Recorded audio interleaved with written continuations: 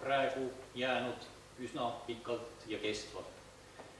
Ka Põhjamere kohal on täheldatud sarnast tuulekiiruse käiku, et 2003., 2004., 2005. aasta olid keskmise kiiruse osas ühed kõige väiksema tuulekiirusega aastad üldse mõõtmise ajaloo jooksul ja ka Eestis olid 2003, 2004, 2005 praktiliselt ühed väiksema tuulekiirusega aastatest. Alguses oli kahtlus, et võib-olla see oli seotud üleminekuga ilmajaamale 2003. aastal, aga tegelikkuses siis on praegu selgunud, et see ikkagi ainult automaatilmajaama süü ei ole, vaid tegemist on ikkagi loodusliku protsessiga. Ja nii nagu Vilsandil samamoodi avaldub seesama nähtus siis ka Väike-Maarjas, mis on suhteliselt avatud ilmajaam ja ei ole olulist mõju seal olnud. Ja lõpetuseks üks näide sellest, kuidas samasugused režiimi nihked ka elus looduses võivad aset leida. Hea kolleeg Alar Läänelaid on küll praeguseks siit ruumist lahkunud, aga paljuski tänu temale on siin rabamändide dendrokronoloogilised andmed, aastarõngaste laius, 8. Madal-Eesti rabas ja Loode-Eesti rabas. Kõik aastarõngad on mõõdetud raba keskosas, kuivendusest ja inimtegevusest mõjutamata piirkonnas ja me näeme, et kui aegrida on väga pikk, alates 1850 aastast kuni 2012, siis esineb perioode ühtepidi, esineb perioode teistpidi. Need perioodi pikkused mõnikord võivad olla üsna ulatuslikud, nagu näiteks 1860 kuni 1913, kus rabamändide juurdekasv oli väga väike, kasvutingimused ebasoodsad, pigem tegemist siis märgade aastatega ja ka tuuliste aastatega, nagu Vilsandi aegade algus näitas. Edasi on muutused toimunud kasvu kiirenemise suunas ja 40. aastad kontinentaalne kliima, külm talv, selgemad suvised ilmad on olnud kasvukiiruse kasv. Ja 80. jälle lumisemad aastad on taaskord kasvukiiruse kasv toimunud ja nüüd viimane lõpp on pigem langustrend, juurdekasv on kahanenud, tuulekiirus on meil praegu ka kahanenud, nii et siin võivad olla atmosfääri tsirkulatsiooni, looduse integreeritud näitaja kui mändi juurdekasv ja tuulekiiruste vahel omajagu seoseid. Ja ma arvan, et ma praegu selle koha peal jätaksin oma jutu pooleli, jätaks teile küsimusteks ruumi ja lõpuks võib-olla ühiseks aruteluks koos Jaak ja Augusega. Nii et palun küsimusi. Nagu ma aru sain teie mõlema ettekannetest, et Eesti kliima on võrdlemisi stabiilne nende perioodide kestel olnud. On see õige?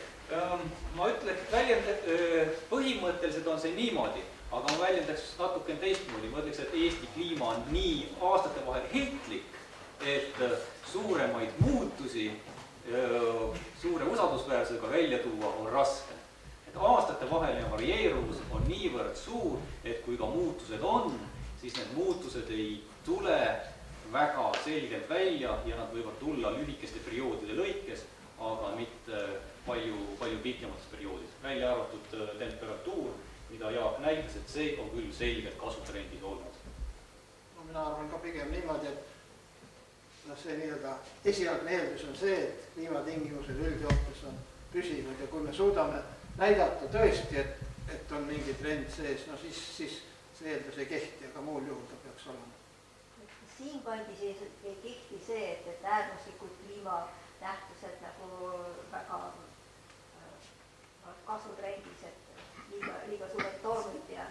tundub ainult, varem aegu pole näinud. Ei ole meil praegu selliseid väga ekstreemseid nähtusi tulnud, et kui me võtame ka maksimaalsed tuulekiirused, siis sama lugu, et ei ole ikkagi need maksimaalsed tuulekiirused oluliselt kasvanud, pigem on jäänud ta samale tasandile või siis kohati isegi langenud, et meil oli üks koostöö Tiina Tammetsaga, kus sai vaadatud ekstreemselt sademete rohkeid ja põuaseid päevi. Temal oli oma metoodika, kuidas ta seda välja rehkendas ja seal me saime küll pikas perspektiivis selle, et neid äärmusi hakkab natuke rohkem või ka statistiliselt olulisel määral rohkem olema.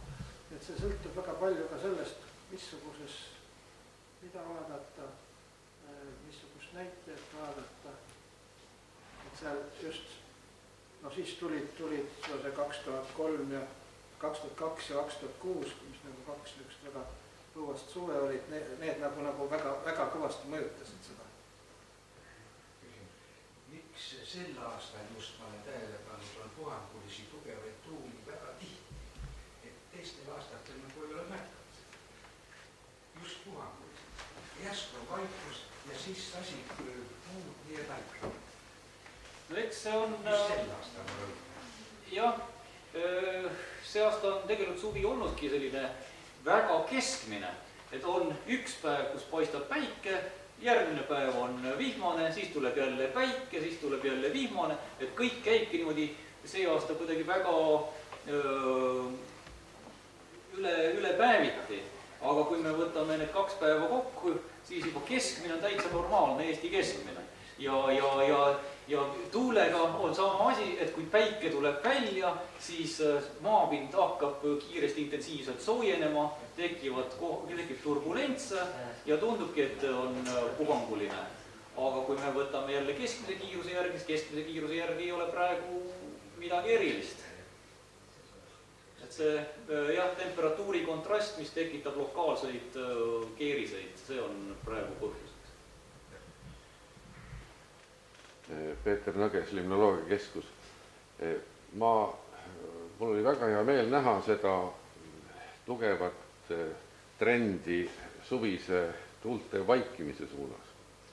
Sellepärast, et see oli üks asi, mis me leidsime Võrtsjärve andmete puhul, et Võrtsjärv on hakanud sagedamini termiliselt kihistuma.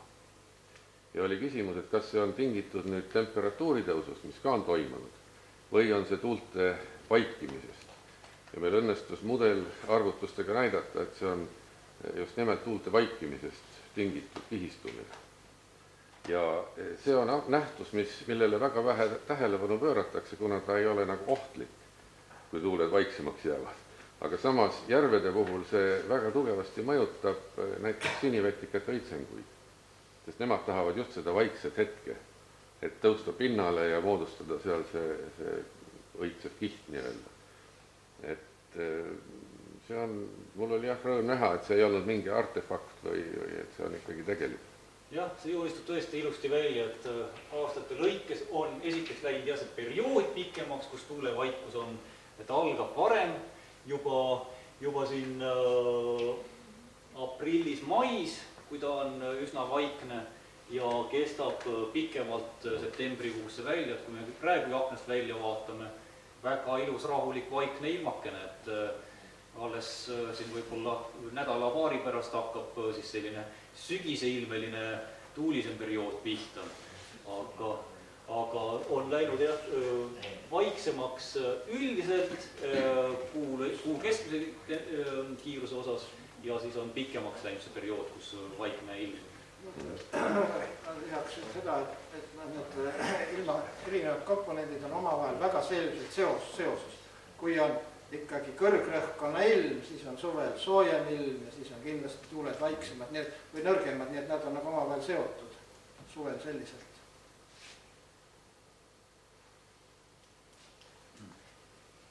Kas on veel ettekandjad?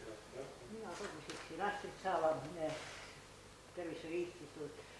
Kui see kliima on meil nüüd sujenenud 2 kraadi võrra pikaajaliselt ja kõrgem, ja neid ekstreemseid muutusi kuumapäevi ja kuumalaineid. Kas need sagenevad meil Eestis ja kas neid võib juurde tulla siis? Eks me teame ju, et meil oli tööju, kus see 2010 kuumalainet ja need kuumapäevad tõstsid suremust 30% siin Ida-Eestis, nii et selles mõttes me peame ette valmistama inimesi, et kui see võivad tulla. 2010 oli täiesti erakordne selles mõttes, jah, et et niisugust kas neid asja. erakordseid on veel oodata? Noh, kui me eeldame üldist kliima soojenemist, siis seda on väga loogiline eeldada.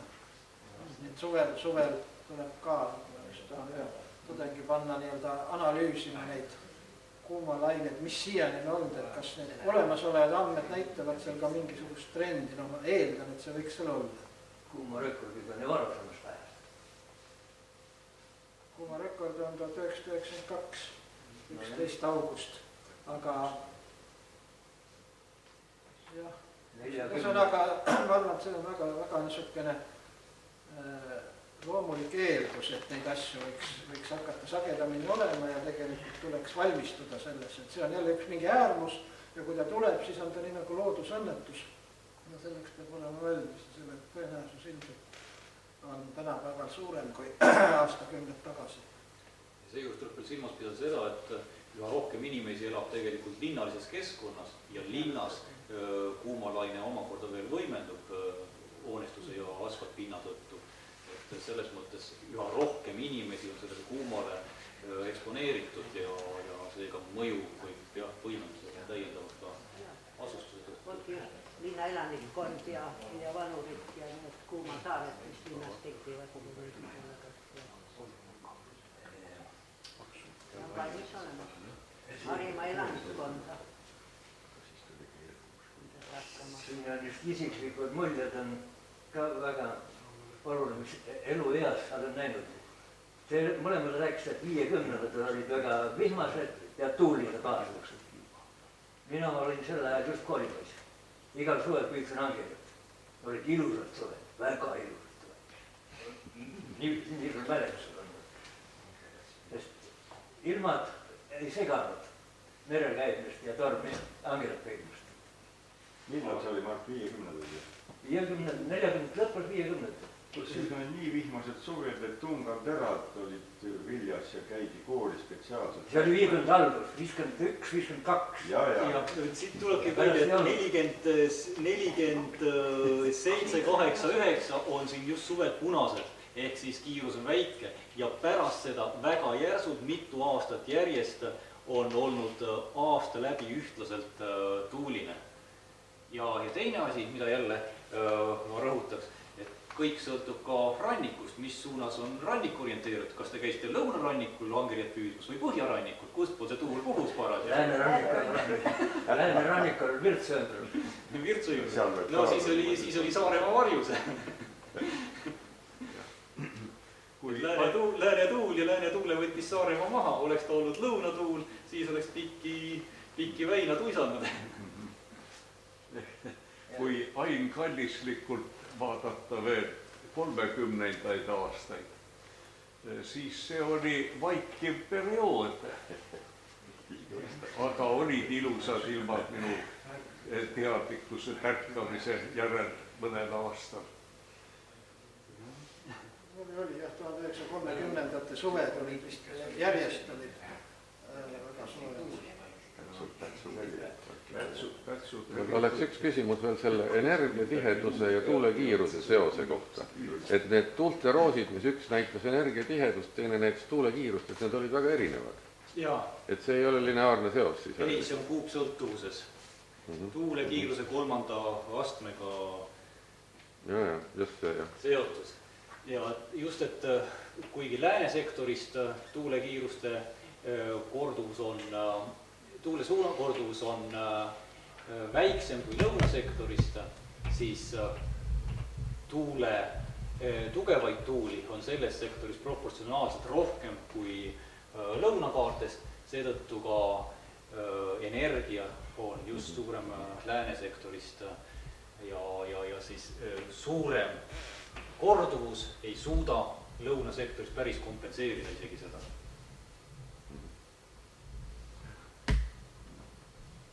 Kas on veel küsimusi või kommentaare ettekandjatele? Kui ei ole, siis täname veel kord ettekandjad väga sisukate ettekannetest.